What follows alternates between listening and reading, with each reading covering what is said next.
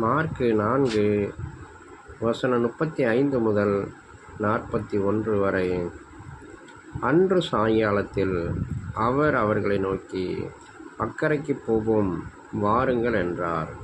அவர்கள் ஜனங்களை அனுப்பிவிட்டு அவர் படவில் இருந்தபடியே அவரை கொண்டு போனார்கள். வேறே படகுகளும் அவரோடே கூட இருந்தது.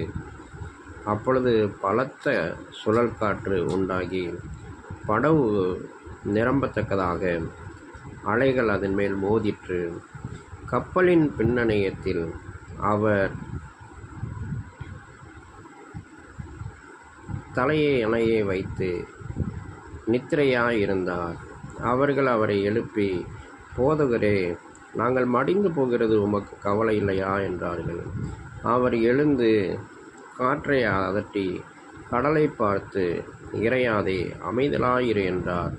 அப்பொழுது காற்று நின்று போய் மிகுந்த அமைதல் உண்டாயிற்று.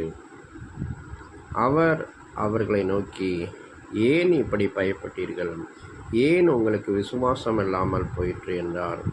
அவர்கள் மிகவும் பயந்து, இவர் யாரோ, காற்றும் கடலும் இவருக்கு கீழ்ப்படுகிறதே என்று ஒருவரோடொருவர் சொல்லிக் கொண்டார்கள். நாம் வேதத்தில் பார்க்கிறோம், அன்று சாயங்காலத்தில் அவர் அவர்களை நோக்கி, அக்கறைக்கு போவோம் பாருங்கள் என்றார். அவர்கள் படகில் போகிக் கொண்டிருக்கும்போது சுழல் காற்று, பலத்த சுழல் காற்று படகு கவிழத்தக்கதான அந்த சுழல் காற்று அடித்தபோது இயேசு அங்கே அந்த படவில் நித்திரையாயிருந்தார் என்று வேதத்தில் நாம் பார்க்கிறோம். ஆண்டவர் அவர்களோடு கூட இருந்தார். ஆனாலும் ஆண்டவர் இவர்களுக்கு அதிகாரம் கொடுத்திருந்தார். அவர்கள் அந்த காற்றுக்கு மிகவும் பயப்பட்டார்கள். ஆனாலும் ஆண்டவரை எழுப்பி, ஆண்டவரே, நீர் எங்களோடு கூட இருக்கிறீர், ஆனாலும் இந்த காற்று, பலத்த காற்று எங்களை பயப்படுத்துகிறது, நாங்கள் மடிந்து போகிறது உமக்கு கவலை இல்லையா என்று அவரை எழுப்புகிறார்கள். ஆண்டவர் எழும்பின அந்த நேரத்தில் அந்த காற்றையும் கடலையும் அதட்டினார்.